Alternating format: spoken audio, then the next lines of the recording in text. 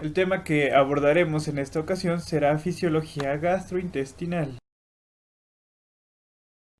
Y los temas que veremos en esta ocasión son principio general de la función gastrointestinal, las funciones secretoras del tubo digestivo, cómo es la propulsión y mezcla de los alimentos en el tubo digestivo y la digestión y absorción en el tubo digestivo.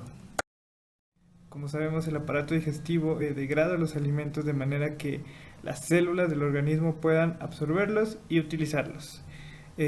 Absorbe agua, vitaminas, minerales y elimina desechos. Para esto requiere un tránsito de alimentos a lo largo de este tubo. Requiere también la secreción de jugos digestivos y la digestión de estos alimentos, la absorción de productos digeridos, una circulación por estos órganos gastrointestinales y un control de estas funciones por parte de los sistemas nervioso y hormonal. Para comenzar vamos a abordar un poco de anatomía. Y como podemos observar en la imagen del lado derecho tenemos las siguientes capas de fuera hacia adentro, empezando primero por la capa serosa, la capa muscular lisa longitudinal, la capa muscular lisa circular, una capa submucosa, una mucosa y una muscularis mucosa. Y bueno, cada fibra de este músculo liso que compone la pared intestinal del tubo digestivo miden de 200 a 500 micras de longitud y de 2 a 10 micras de diámetro. Se disponen en haces que pueden estar formados hasta por 100 fibras paralelas. En la capa muscular longitudinal, estos haces se extienden en sentido longitudinal por el tubo digestivo, mientras que la capa muscular circular lo rodean. Cada de esta fibra está conectada eléctricamente por uniones intercelulares en hendiduras, las cuales permiten el paso de iones. Las señales eléctricas que inician la contracción muscular pueden viajar con rapidez de una fibra a otra dentro de cada haz, siendo que viajan más rápido en sentido longitudinal en relación con el lateral. Cada haz de estas fibras musculares se separan por tejido conectivo laxo, pero los haces se encuentran funcionando entre ellos en muchos puntos, de modo que cada capa muscular forma una trama ramificada de haces de este músculo liso. El músculo liso gastrointestinal se excita por actividad eléctrica intrínseca y lenta, casi continua. Esta actividad posee dos tipos básicos de ondas eléctricas. El primero son ondas lentas. Estos precisamente no son potenciales de acción, sino que constituyen cambios lentos y ondulares del potencial de membrana. En reposo, su intensidad suele variar de 5 a 15 milivoltios y su frecuencia oscila en las distintas partes del tubo digestivo entre 3 y 12 por minuto. 3 en el cuerpo gástrico y hasta 2 en el duodeno y alrededor de 8 a 9 en el ilion terminal. Las ondas lentas no inducen por sí solas la contracción muscular, salvo quizá en el estómago.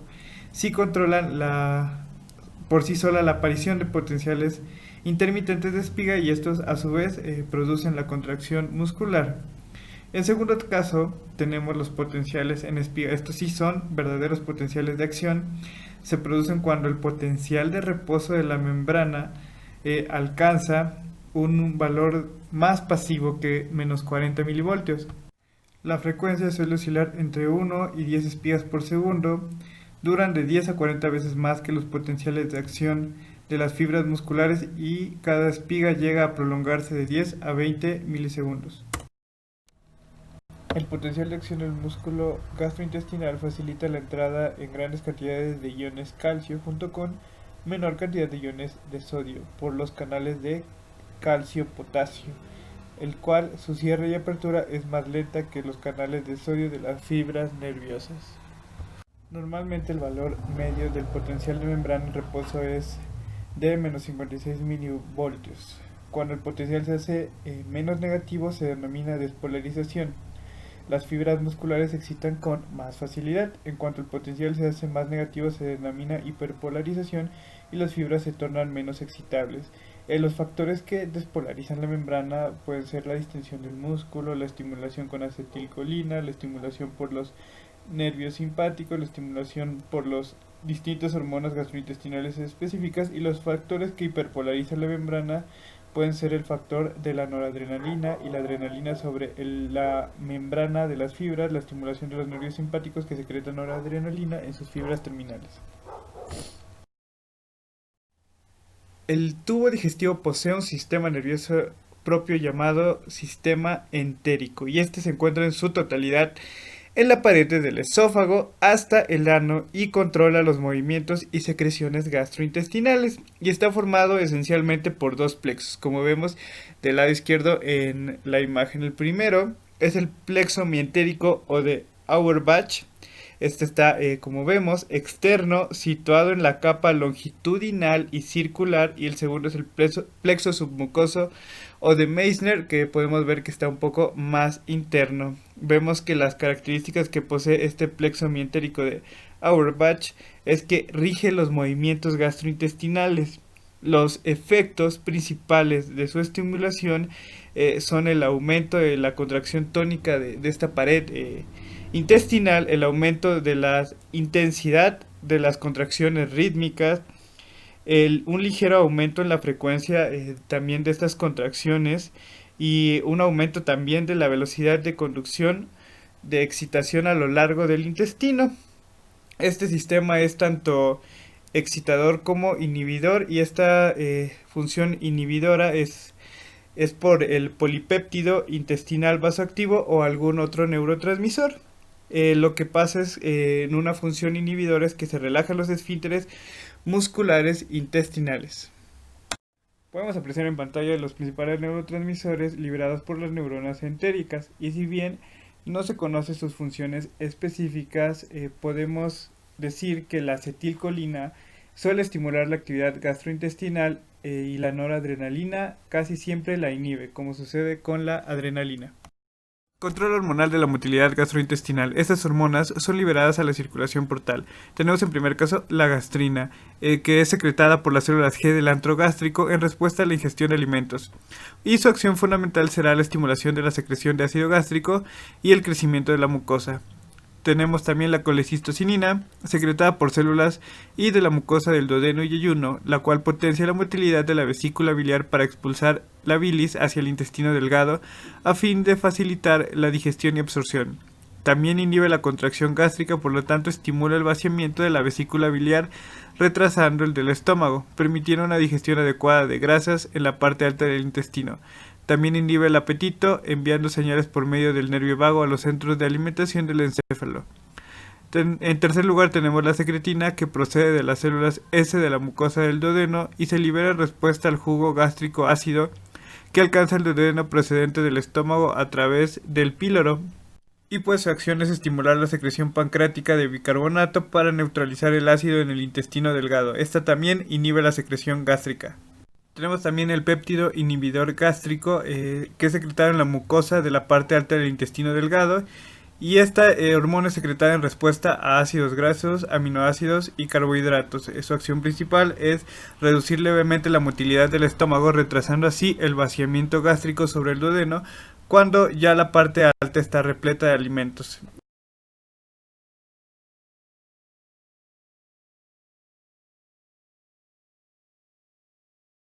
Por último caso tenemos la motilina, que es secretada en la primera porción del duodeno ante situaciones de ayuno, y esta aumenta la motilidad gastrointestinal. Los vasos sanguíneos que irrigan el aparato digestivo son parte de la circulación esplácnica, que está formada por el flujo de sangre del tubo digestivo, vaso, páncreas, que después fluye hacia el hígado, que también lo conforma, pasando por millones de sinusoides hepáticos. Posteriormente sale por las venas hepáticas, desembocando en la vena cava, como vemos en pantalla. Las células reticuloendoteliales que revisten estos sinusoides eliminan bacterias y otras partículas para que no lleguen a la circulación general. Casi todos los elementos hidrosolubles y no grasos, como los hidratos de carbono y las proteínas, son transportadas desde la sangre venosa portal hacia los sinusoides hepáticos. En este lugar, tanto las células reticuloendoteliales como las células parenquimatosas principales del hígado, hepatocitos, absorben y almacenan todos los elementos nutritivos absorbidos. Casi todas las grasas que se absorben en el intestino no alcanzan la sangre portal, pasan a los linfáticos intestinales a través del conducto torácico, eludiendo al hígado. Las arterias mesentéricas superior e inferior irrigan las paredes del intestino delgado y grueso a través de un sistema arterial arciforme. También la arteria celíaca aporta un riego similar al estómago. Sucede que después de la comida se incrementan actividades motoras, secretoras y de absorción, y esto aumenta el flujo sanguíneo, el cual vuelve a la normalidad de 2 a 4 horas. Aunque no se conocen bien las causas exactas, se conocen algunos hechos. El primero es que la mucosa del tubo digestivo libera vasodilatadores como hormonas peptídicas, entre las cuales se encuentra la colecistocinina, el péptido intestinal vasoactivo, la gastrina y la secretina. En segundo caso, algunas glándulas también secretan cininas, como la calidina y la bradicina, que son pues potentes vasodilatadores. Por último tenemos la disminución de la concentración de oxígeno, que puede aumentar el flujo de 50 a 100% o más, y esto se puede cuadriplicar, propiciando la liberación de adenosina, que es un vasodilatador. La estimulación del estómago en la parte distal del colon por nervios parasimpáticos aumenta el flujo sanguíneo y la secreción glandular. Este aumento podría ser secundario a esta secreción glandular. La estimulación simpática provoca vasoconstricción intensa de las arteriolas. Tras varios minutos de vasoconstricción, vuelve a la normalidad por un mecanismo llamado escape regulador. Este mecanismo vasodilatador metabólico supera la vasoconstricción simpática, devolviendo la normalidad del flujo. Los factores esenciales para el procesamiento de los alimentos en el aparato digestivo es el tiempo de permanencia en cada una de las partes. Para ello, se necesitan numerosos mecanismos nerviosos y hormonales de retroalimentación a fin de que ambas tengan lugar de la mejor forma posible, sin rapidez ni lentitud.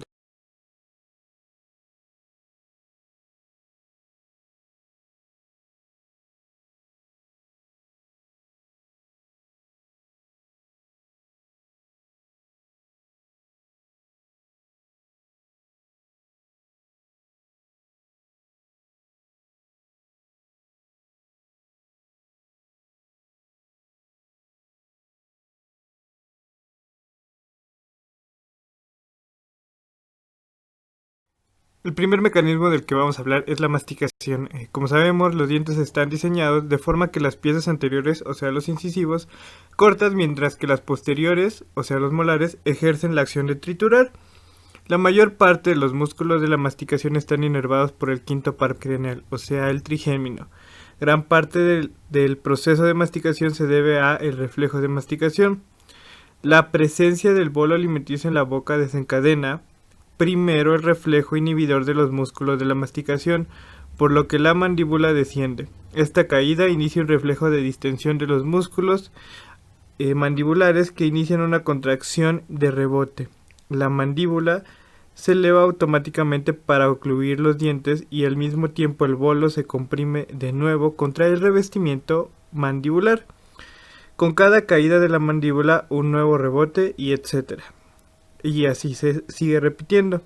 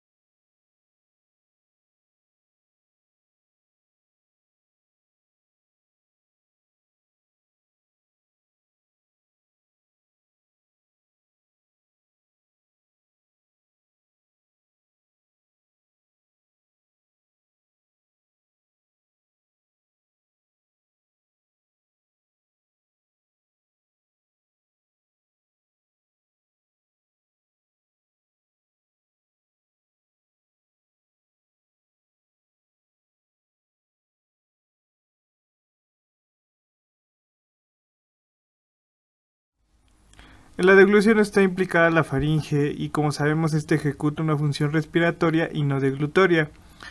La faringe se transforma durante solo unos pocos segundos, a la vez en conducto que propulsa los alimentos.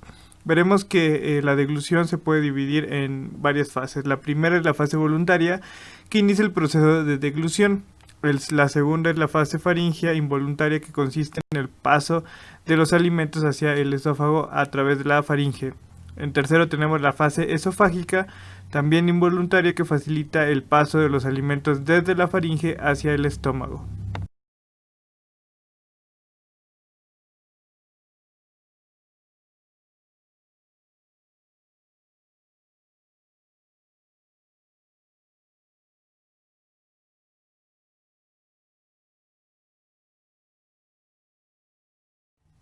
Cada día las células de la pared del tubo digestivo y los órganos auxiliares secretan casi 7 litros de agua, ácidos amortiguadores y enzimas del tubo digestivo. Y bueno, ¿cómo se lleva a cabo el mezclado y la propulsión?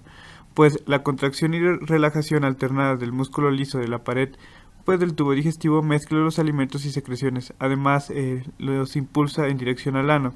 Esta característica del tubo digestivo de mezclar y mover material en su interior se denomina motilidad. Diversos procesos mecánicos y químicos desdoblan los alimentos ingeridos en moléculas más pequeñas. En la digestión mecánica, los dientes cortan y trituran los alimentos antes de deglutirlos, después de lo cual se mezclan por acción del músculo liso del estómago e intestino delgado. Como consecuencia de todo ello, las moléculas de los alimentos se disuelven y mezclan con las enzimas digestivas.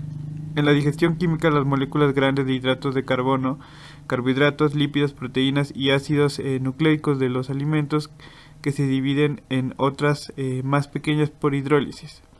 Las enzimas digestivas producidas por glándulas salivales, lengua, estómago, páncreas e intestino delgado catalizan estas reacciones. Unas cuantas sustancias de los alimentos pueden absorberse por digestión química, entre ellas aminoácidos, colesterol, glucosa, vitamina, minerales y agua.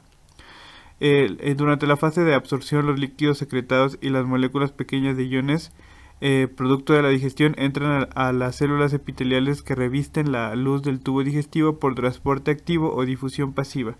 Las sustancias absorbidas pasan a la sangre o linfa y circulan en las células de todo el cuerpo.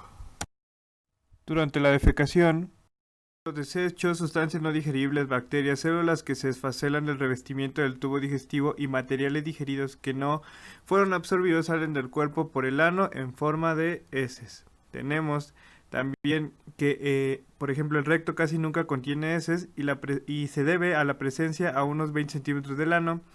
El goteo continuo de materia fecal por el ano se evita por la contracción tónica del esfínter anal interno y el esfínter anal externo.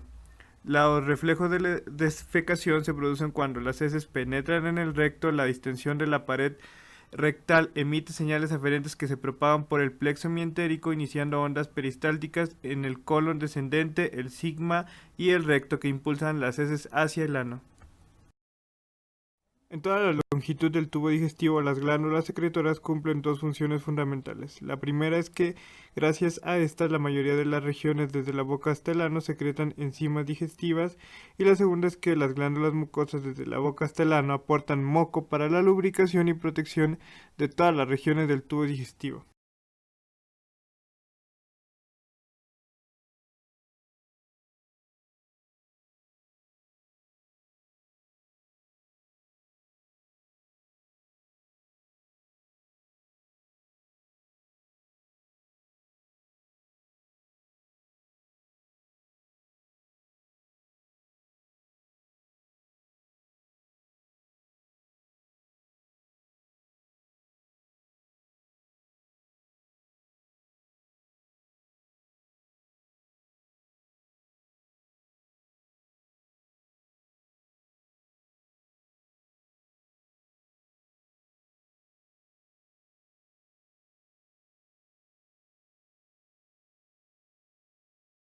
Tenemos diversos tipos anatómicos de células. El epitelio, que se encuentra en el tubo digestivo, tiene glándulas mucosas. Tenemos zonas superficiales del tubo digestivo que están cubiertas por depresiones que representan invaginaciones del epitelio. Tenemos en el estómago y en la parte proximal del duodeno gran número de glándulas tubulares profundas. Tenemos también, por último, glándulas complejas asociadas al tubo digestivo, como son las glándulas salivales, el páncreas y el hígado, que proporcionan secreciones para la digestión o emulsión de alimentos.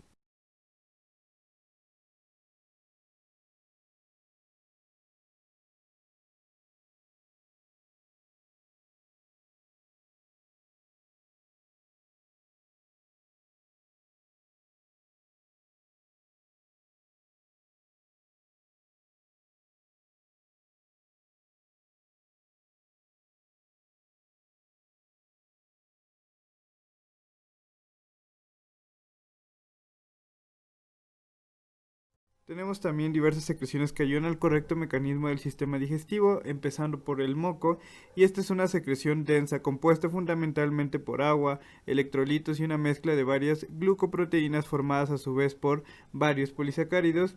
Esta facilita el deslizamiento a lo largo del aparato digestivo y evita la excoriación y el daño químico del epitelio. El moco es secretado por células mucosas o calciformes.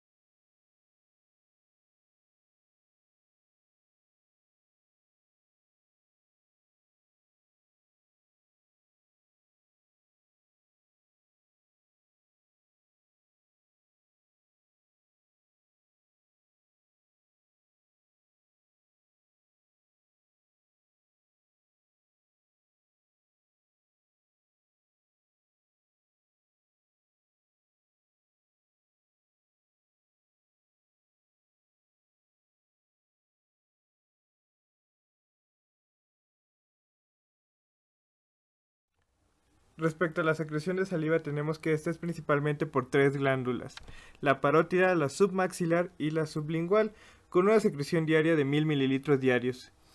Tiene dos tipos principales de secreción proteica: la primera es serosa, rica en tialina, y la segunda es mucosa, abundante en mucina. El pH de la saliva es de entre 6 y 7, contiene grandes cantidades de iones potasio y bicarbonato.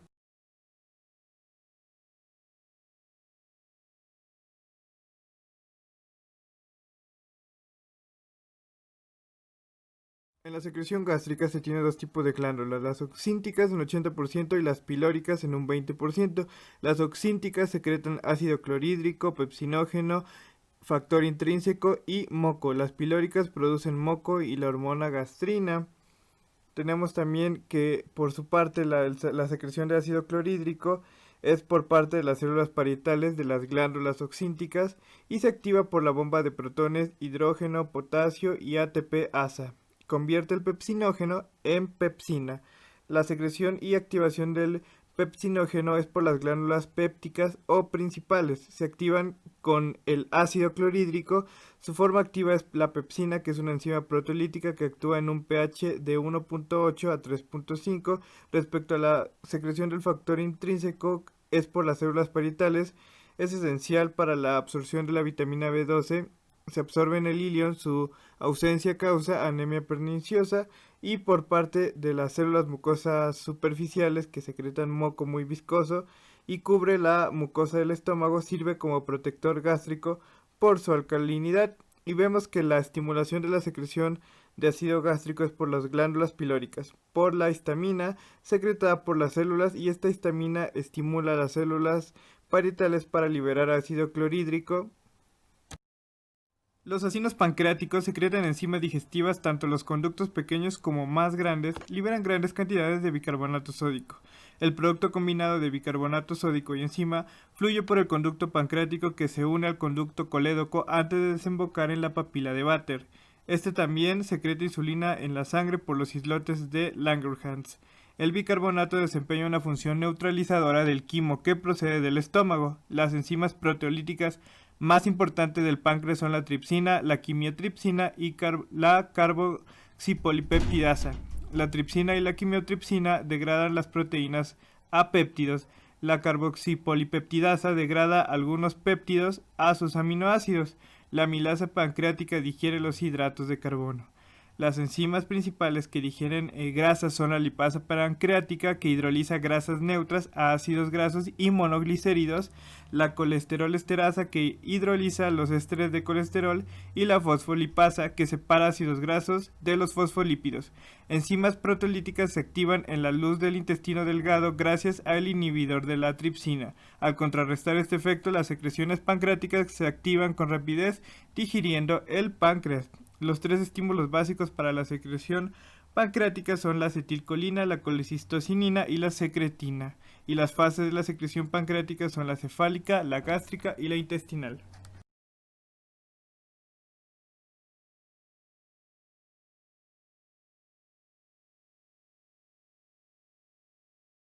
La bilis es secretada por el hígado y se sintetiza por los hepatocitos a partir del colesterol. Está compuesta principalmente por sales biliares, bilirrubina, colesterol y lecitina. Desemboca en los conductos biliares terminales, el conducto hepático y el colédoco, que a su vez conecta con el duodeno por medio de la ámpula de Vater. Se almacena en la vesícula biliar. La colecistocinina y la secretina estimulan su liberación.